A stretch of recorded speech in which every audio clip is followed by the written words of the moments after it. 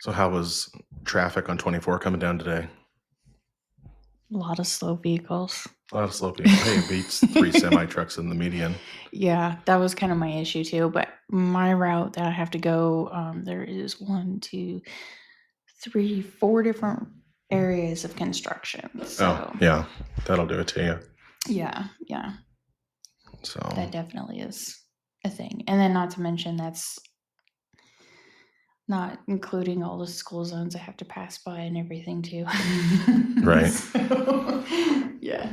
But that's So, because I'm going from a long distance. So, did I tell you I'm thinking about starting a new trend? hmm. Well, I think everybody should put their grandmother on speed dial. Do you have your grandmother on speed dial? No, I don't. Oh, I'm going to call it Instagram. Oh my gosh. Hey guys, Aaron Cochran, by Tennessee Dirt Team Lead. I am here with Kerri Nasser out of our Murfreesboro office. And, her and I were in discussion this week about some unique things that a lot of people don't really consider when they're looking for a new home. The statistics state that, a forever home is technically 8 years.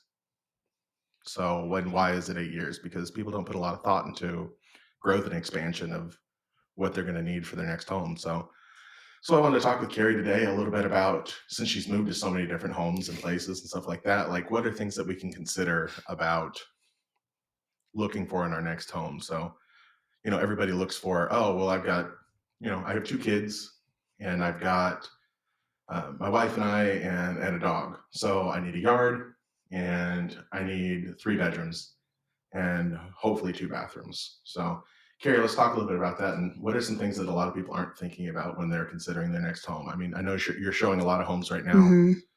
Um, what are people looking for? What are things you're recommending to people? Like, what are things that everybody just forgets? Like the aha moments.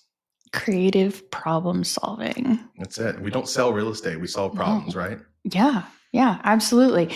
And that's just it, is that on paper, on the MLS, the way that a space is, listed out, three bedrooms, two bath, this and that, with the bonus room or flex room, or, things like that. People forget the creative license that you have when you own your home, Yeah. which means that you can find a space that fits your needs, and it doesn't have to necessarily fit what you need on paper so much, because a lot of times a flex room is got everything that's the essential for a bedroom. Or if you don't have space for an office, I know that I've had many different living situations where I've had to be very creative with the whole working at home. And at one Yeah. time, I actually homeschooled my kids for a short time when we were transferring from cross country, and we had to be creative in our space, you know, Well, and it just like you said, it was an impromptu, hey, we're going to homeschool, right. or people working that, not all jobs. I mean, have you worked from home your entire life? No. No. So those things change, and a lot of places are going to remote work nowadays. Yeah. So do you have a space that'll accommodate that if that is the case? Yeah, and so I had a kind of a unique experience with that. So my work from home actually started in mid 2016. So with Mm-hmm. the job that I had, I was able to do so, and then due to some things I was going through health wise during that time, my husband ended up working from home at the same time to kind of help me out, and we were able to like work some things out. And so we worked in a home environment where there was another bedroom that we used as an office space, Mm-hmm. and then, we just kind of collaborated if we had to take meetings or anything like that. The others, the most creative one was when we were in a travel trailer going cross country, because we Yeah. had to transition cross country. Been there, done that. Yeah. And so one of the things that we did in finding the travel trailer to use is we would go in, and we found ones that had the pocket doors. We'd Yeah. have our kids go into the bunkhouse, and then my husband and I would go in the master where he would have to take his meetings and stuff. And we would have the kids yell as loud as possible to see what the sound barrier was like. Yeah. And it worked, and that's just it is, we had to get creative with like lap desks, things like that. I love to creatively make things. So like I'm very into the, it's kind of like a convertible multi-use furniture Okay. because Yeah. I can see I've what you're saying. seen the value in the problem solution, the creative problem solving that you can utilize with it.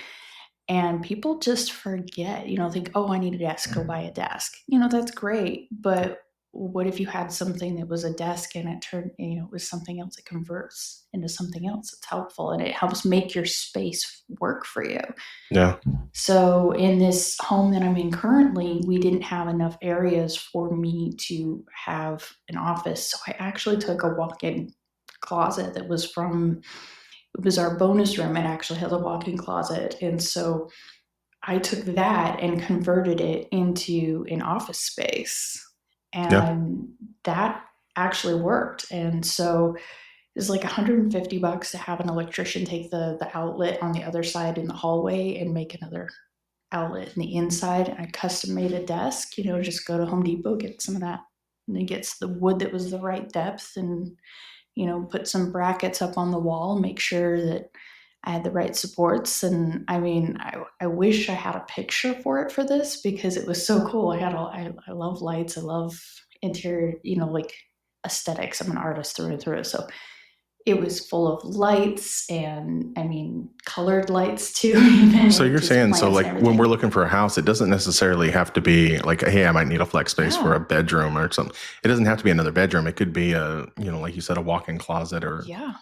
space that's not necessarily, it could be a mud room. Yes.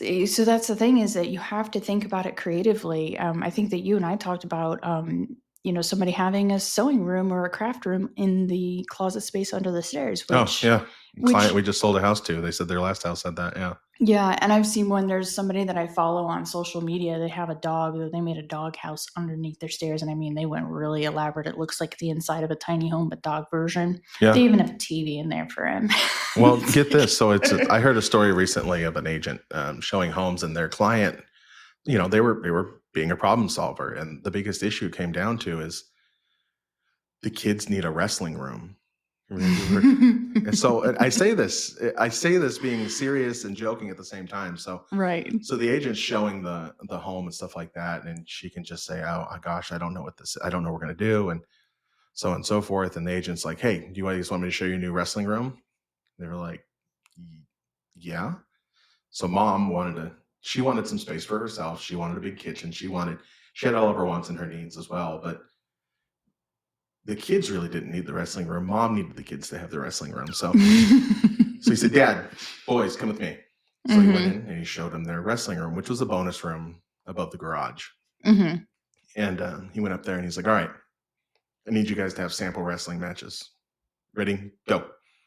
And the boys and the dad looked at each other and like, "Really? Yeah, let's do this." So they just went to town wrestling. And the agent ran back downstairs and found mom in the kitchen. And he goes, "So what do you think of the kitchen?" "I love it." He said, are the boys driving you crazy wrestling right now?" She's like, "I can't even hear them." Oh. And she's like, "It's perfect." Yep. Mhm. So it's not necessarily a use space. It could just be like you individually need your own spaces, especially when we work from home. Like your husband works from home part Yeah. of the time, right?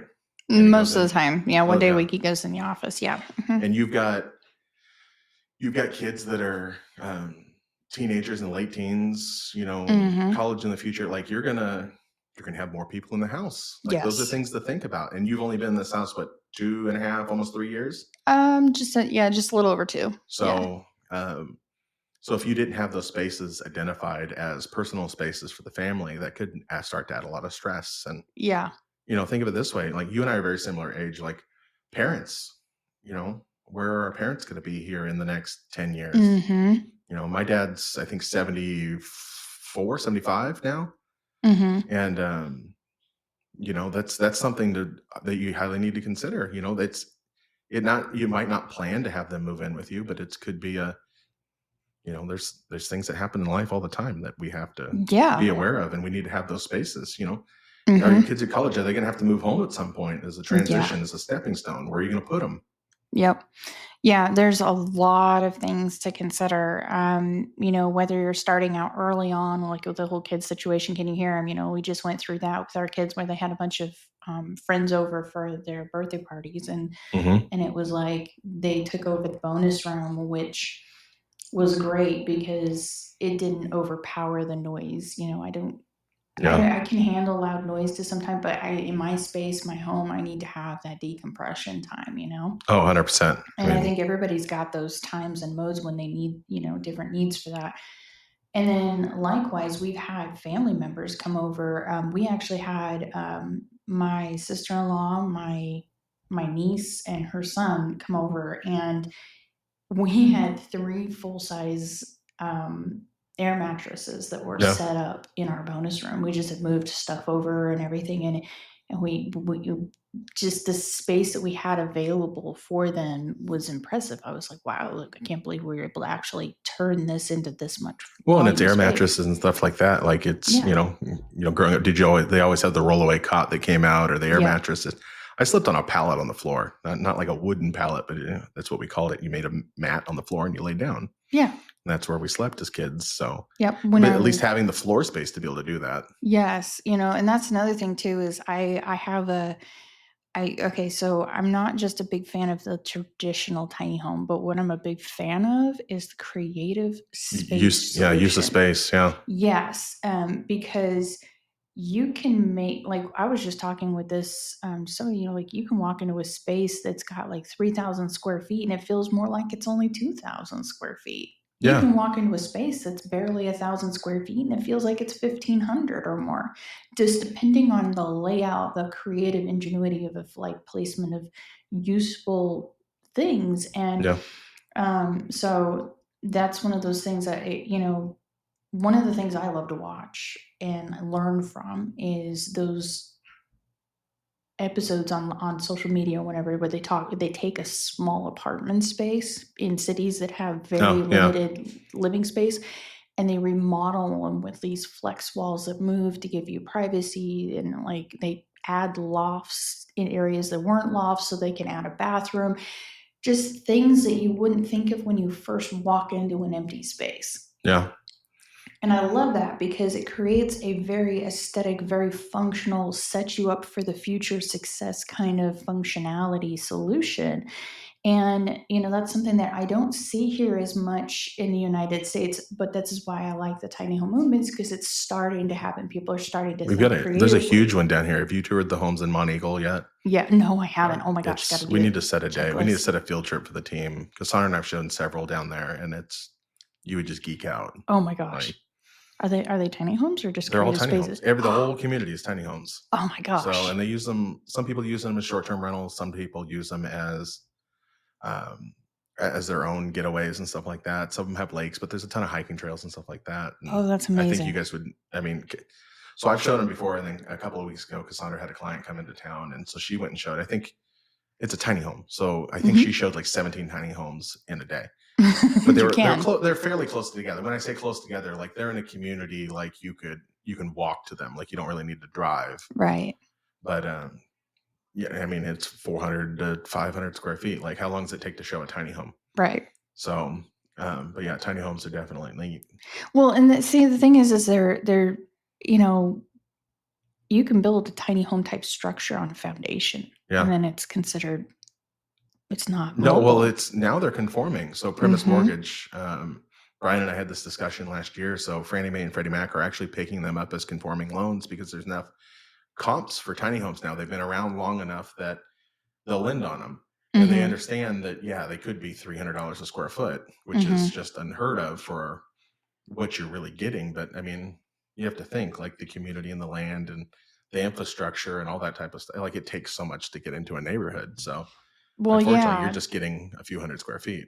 Well, and then a lot of people aren't taking into consideration the ingenuity. A lot of tiny homes come with more eco-friendly, energy efficient solutions than even our modern energy efficient homes do. Oh yeah. And that's, again, part of that problem solving. I love that. And, you know, and that, and that's just it is I wish that one thing I try to do with my clients is if they've got a problem, it's where my job is to help them find a solution. So, Right.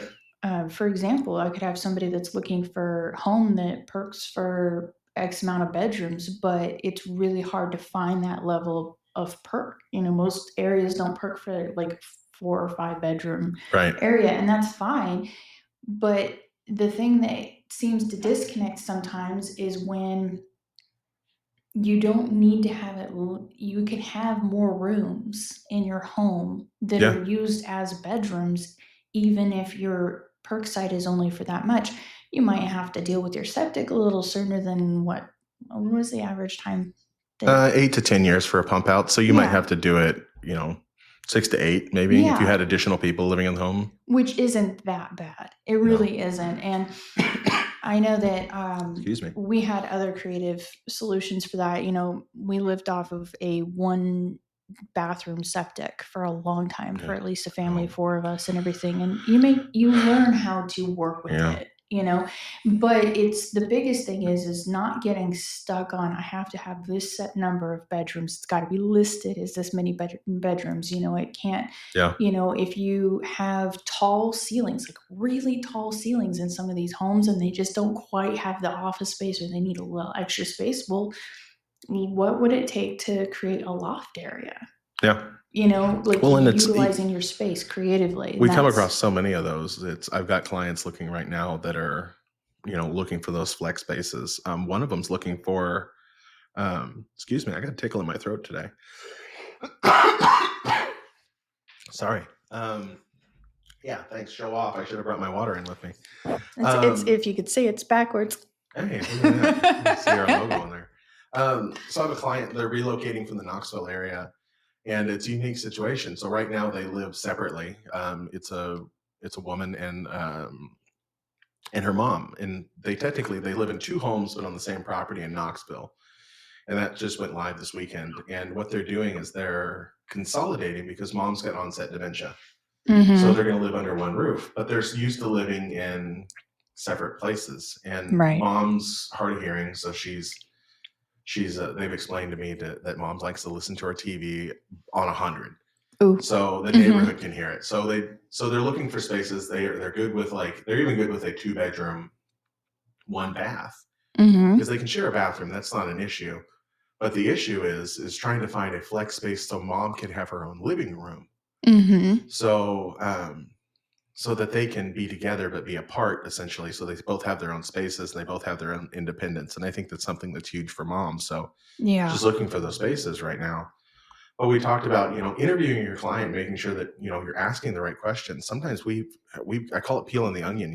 There's so many layers to things to find out really what the needs are. And Yeah, absolutely. we helped a client get a house in contract this weekend. We were showing lake homes down here in Timms Ford Lake, and they were they're looking for a vacation property for their family. They live up in Franklin, just south of Nashville, and we showed a ton of homes. We went back to this one, I swear to you, 6 times. Mm-hmm. And the deciding factor was I was having a conversation with him Friday night. We just looked at it Thursday, and he's back and forth. I don't know. And come to find out, like all of the objections that he was giving me, that he was going, well, this doesn't work and that doesn't work. It wasn't necessarily, let's say, a financial thing. It wasn't an investment. Like, hey, does this house cash flow? It cash flowed really great as a as a um, as a short-term rental. So when they're not using it, that they can bring a little income in. But the biggest thing was they've got a big family. So they've got 3 kids, and they're adult kids, and they all have their families. And, Mm-hmm. his parents are still around, her parents are still around, and they're thinking about, like, well, what do we do? Like, I need to accommodate this. Well, those are too many steps for Nana. And, I don't know about the kids playing over here. And is that enough space over there? And we looked at homes that were 2,700 square feet. Mm-hmm. And we looked at homes. The one we put in contract was 3,800 square feet. So Mm-hmm. 1,000 square foot bigger. And you know what the deciding factor was? I had him bring his family down. I said, why don't you bring the family with you? If Yeah. they're all here. And once he actually saw everybody in the space and how comfortable they were, and we went and looked at a smaller home right before we went back to this one. And the deciding factor was like, hey, where was the family really comfortable? Because that's really what he was trying to fix. Like, he was trying to solve that problem, because he was looking at generational changes, just like we're talking about today. And he was Mhm. looking at it, well, how is this going to accommodate? And when my kids have their family here, and then their kids are older, and is there going to be a space for them? And what happens if the grandkids want to bring friends? And Oh, yeah. this house was, and we talked about, septic systems. Mhm. This house technically will sleep 20, 25 people. It's huge. And it's just here in Estill Springs, and on the water with a dock and everything. But it's only perked for a 4 bedroom. Mhm. But because it's not a full-time living space, like, yeah, you can bring 25, 30 people with you. And and I'm Charlie underplaying it. Like, Mhm. you can spend a decent sized football team in this house and never rub elbows.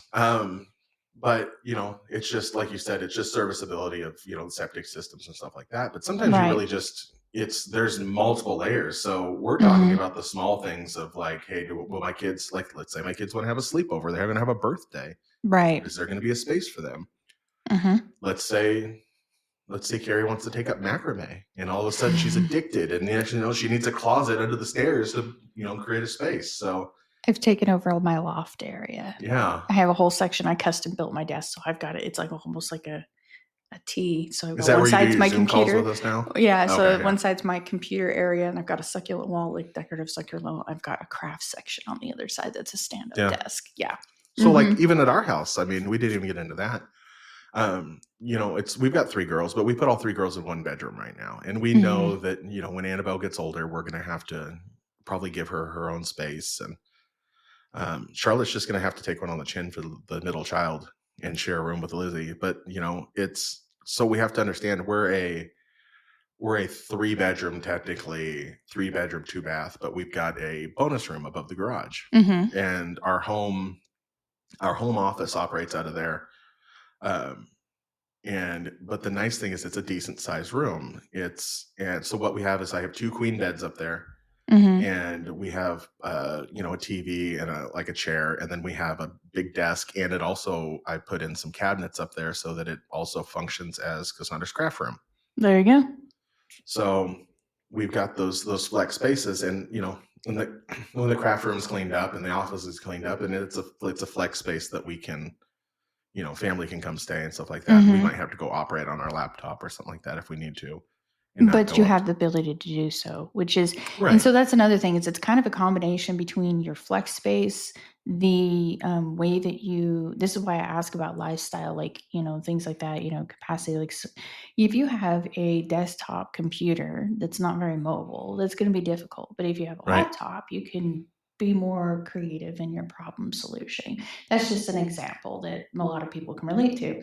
But also when you're talking about flex space, like, and setting up in the future, something you mentioned about generational transitions, Yeah. that's a very important thing. So when we talk about forever home, our home that we're in currently right now is fantastic for while our kids are in school until they even while they go through a little bit of college, but eventually when they do transition to their own spaces, I mean, could it be a great space for grandchildren, things like that? Yeah, but idealistically, I know that our forever home is really a place.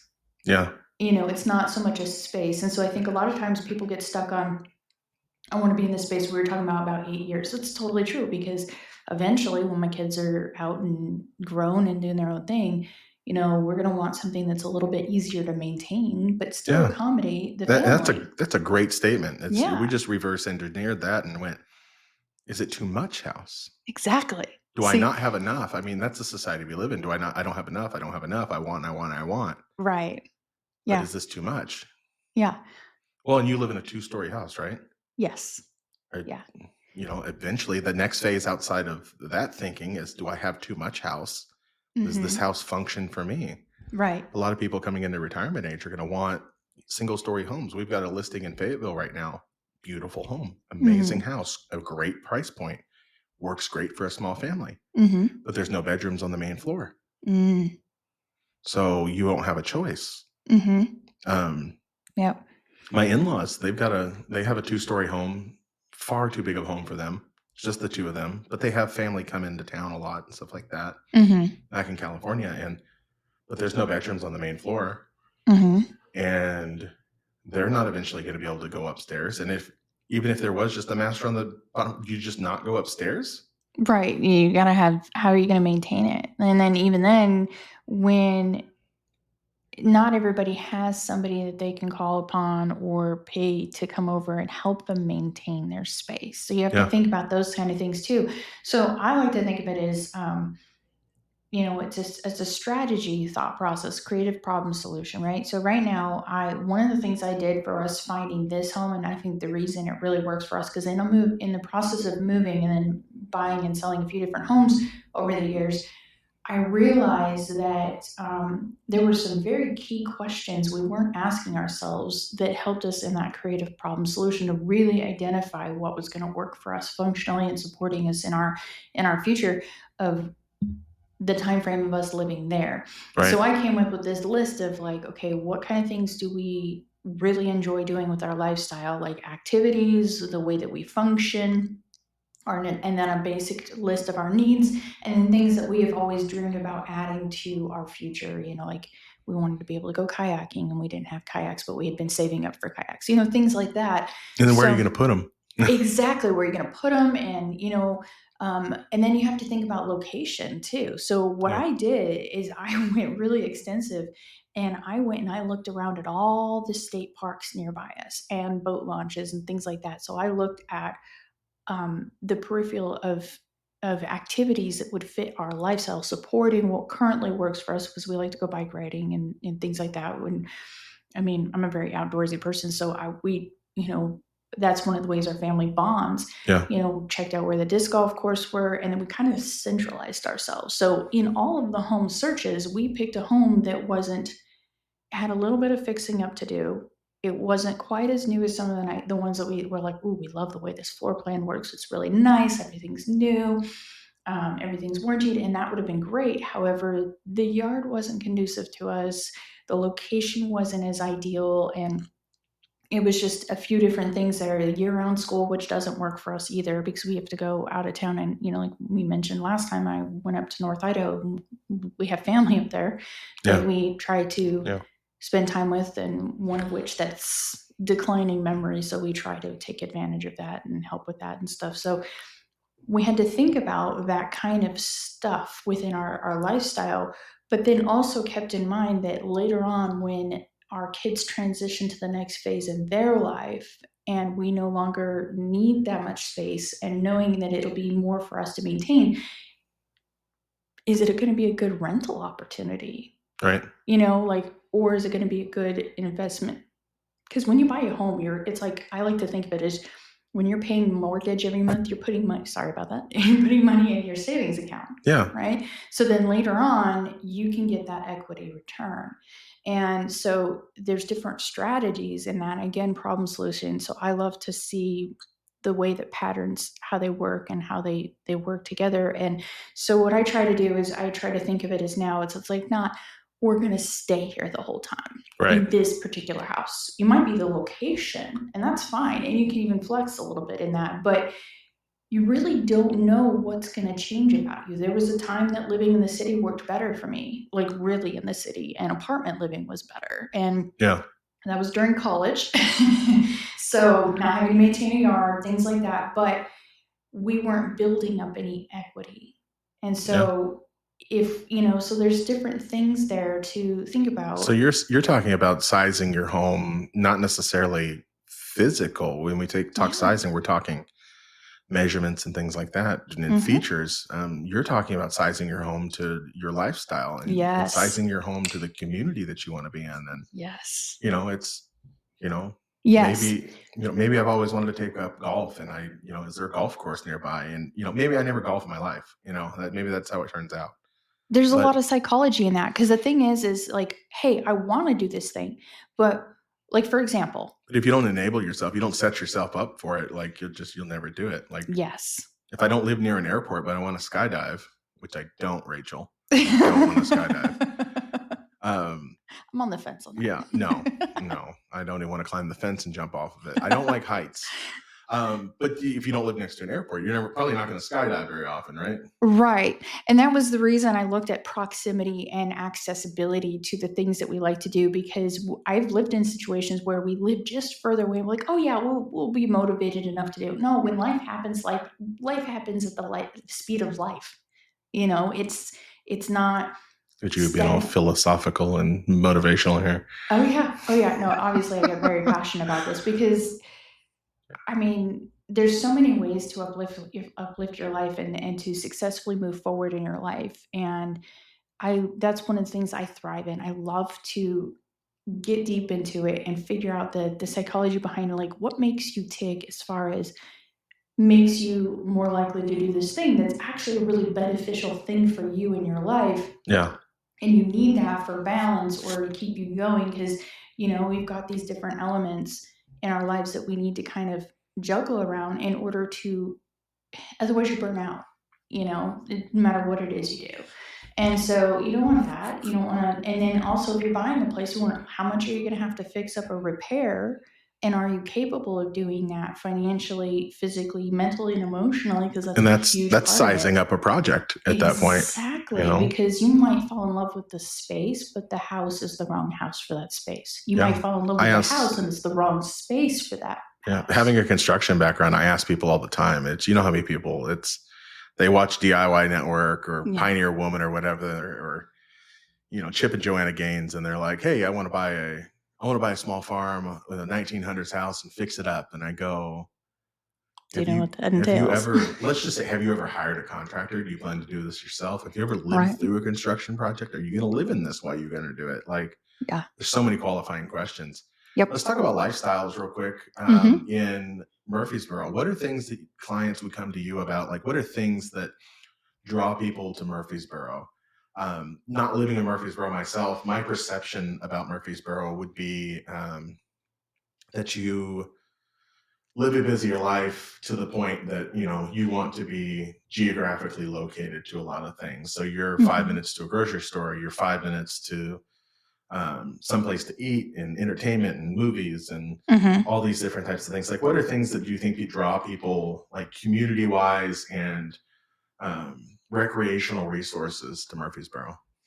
So that is actually a fantastic question, and that's one of the things about Murfreesboro is as the more I love it, I feel like I'm learning something every day about it because there are different geographical locations within Murfreesboro that have different lifestyles. Like You you've got mean your like when people say I'm moving to Tennessee and everybody thinks it's Nashville and Tennessee is far from Nashville, yes, like far from what it is? Yeah. yes. There's Nashville, and then there's Tennessee. Yeah, Yeah, 100%. It's definitely. its own subculture within. Just like when I called Rachel out the other day about she's from New York, and she's like, "I'm not from New York City. Right. It's I'm totally from New different. York. It's Right. different." So, Yes. yeah, okay. Exactly. So there's So subcultures within Murfreesboro. yeah, so if you go to closer to like MTSU, which is a fantastic college, they've got really good programs and they're really high up on that education list We of have a friend in California when we moved here, and he's like, "How close are you to MTSU?" ooh. I was like, "Why?"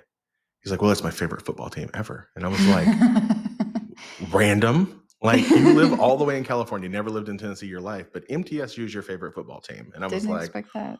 "Okay." Talk about out I'm a of left UT fan field. myself, but whatever. Go on. So yeah, so a lot of what I've seen closer to NTSU is um you have a lot of college life, a lot of people who Mhm. are in that more, I wouldn't say inner city, but more of like that city culture where it is more busy. It's busy, but it kind of a different busy. There's another section that is um Is it more like transitional temporary housing, like kids move in for the college season and then move out? I think it's a mix, Okay. honestly. That's how it was when Cassandra went to Chico State, and that's how it Okay. was. Like the town just went quiet in those areas because school wasn't in session. Right. So it's like right around the school, it's a little bit more active. You do see a few more apartments and things like that, but there are a lot of suburbs, a lot of little communities there. But then if you jump on the other side of Memorial, which is kind of that main strip that goes down through Murfreesboro and kind of curves around and stuff, you jump on that other side, it's a little quieter. It's a little slower, a little bit, but it's still that. that regular subdivision kind of feel.